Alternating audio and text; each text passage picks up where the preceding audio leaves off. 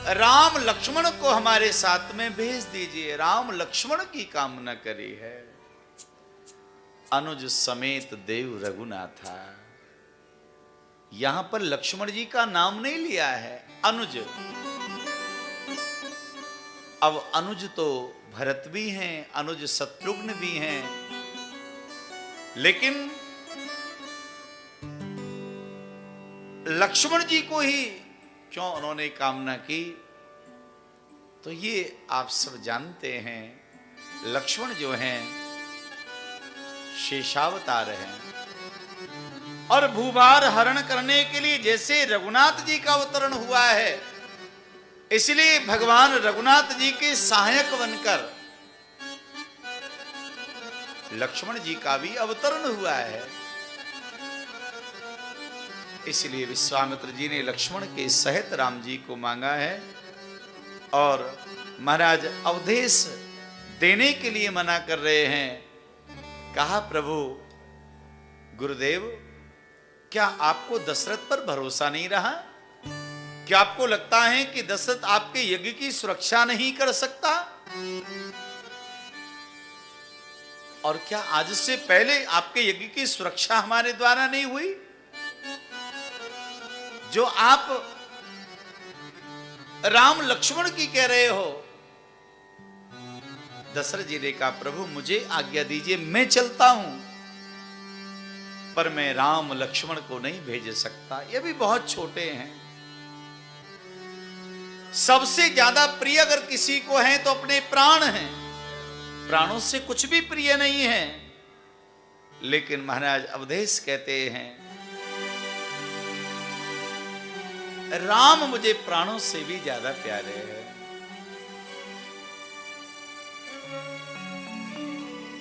यदि तुम प्राण मांगोगे, मैं प्राणों को देने के लिए तैयार हूं, लेकिन राम देत नहीं बने गोसाई। मैं राम को नहीं दे सकता प्रभु। राम देत नहीं बने गोसाई।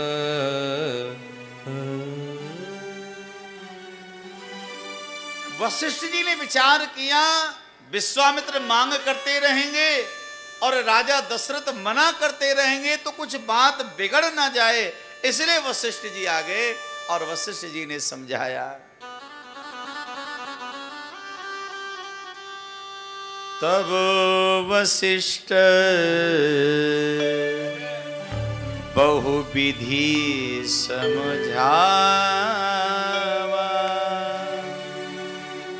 बहुविधि से समझा रहे हैं। बहुविधि माने अनेक प्रकार से समझा रहे हैं।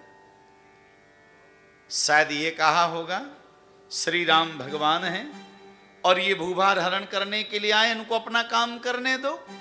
या फिर ये कहा होगा कि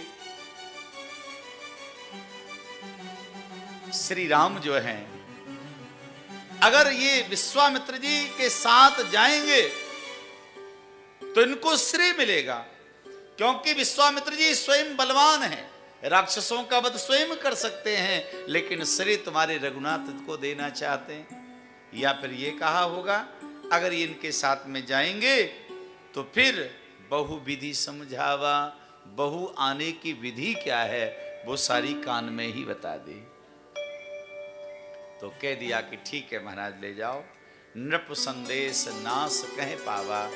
राजा का संदेह मिट गया और राम लक्ष्मण को विश्वामित्र जी के साथ में भेज दिया है। पहुंचे हैं, पहले वन प्रदेश में जाकर के ताड़िका नाम की राक्षसी का वध करवाया, फिर यज्ञ का नियोजन किया। राम लक्ष्मण दोनों भैया यज्ञ की रखवाली के लिए बैठे। मारीच और सुबाहु बड़े विघ्न लेकर के आया। सुबाहु को मेरे रघुनाथ जी ने तक्षण मार दिया और मारीच को अधमरा कर दिया। बिन फर के बाण से समुद्र के पार फेंक दिया है।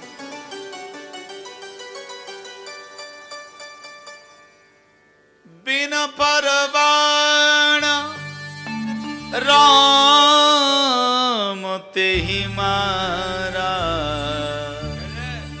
सत जो जन गा सागर पारा। सत जो जन का सागर पार। समुद्र के पार फेंक दिया।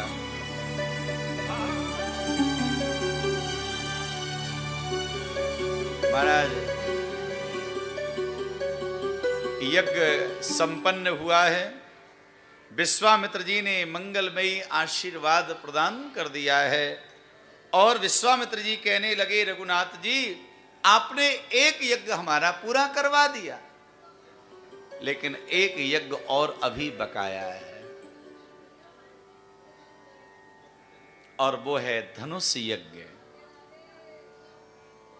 यहां से कुछ दूरी पर जनकपुर नगरी है और जनकपुर नगरी में महाराज जनक उनकी बेटी जानकी है। जानकी जी क्या स्वयंवर हैं? महाराज जनक जी के यहां से प्रस्ताव आया है।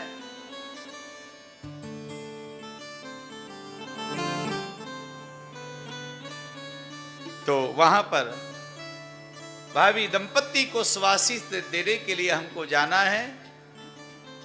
तो मैं चाहता हूं रघुनाथ जी तुम मेरे साथ में चलो तो बहुत अच्छा रहेगा। बहुत अच्छी बात है गुरुदेव, चलिएगा। तो राम और लक्ष्मण गुरु विश्वामित्र जी के साथ में जनकपुर नगरी की ओर प्रस्थान किए हैं।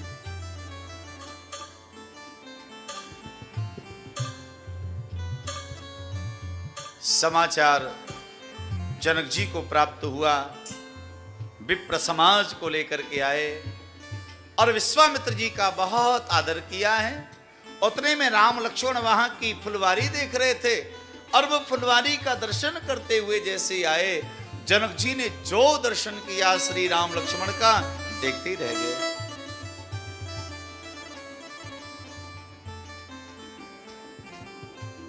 जनक जी जानते हैं, स्वयं विदेह हैं, शरीर में रहते हुए भी शरीर से अलग, लेकिन भैया भगवान श्री रघुनाथ जी की इस पावन छवि को देख करके एकदम बेहाल हो गए।